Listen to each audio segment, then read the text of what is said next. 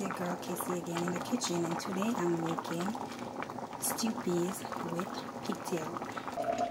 Okay guys, so I'm putting some spinach dumpling inside of it. So I'm making some spinach dumpling. So now guys, I'm gonna put some scallion, some thyme, and some scotch bonnet pepper inside. So now that I put the seasoning in, I'm gonna let it stay and boil a little, and then I'm gonna crush some of my peas to put it back inside to get the thickness. So now I'm gonna add a little garlic powder in it, a tip of black pepper. I'm not gonna put any salt because the pigtail already have some salt in it.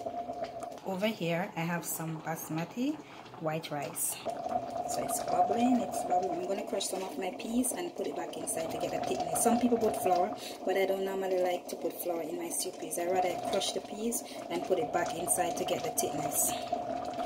So guys, as you can see, I crushed some of the peas and I put it back inside of it to get that thickness. So some people use cornstarch, some people use flour, but I normally use the peas and crush it and put it back to get that thickness.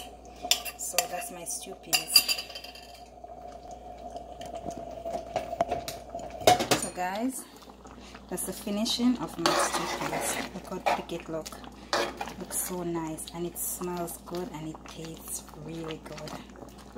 Yeah, that's the finishing. Can't wait to dig in. So that's my stew peas. Tell me what you think about my stew peas. You can like, you can comment, or you can share. Thank you guys. Bye.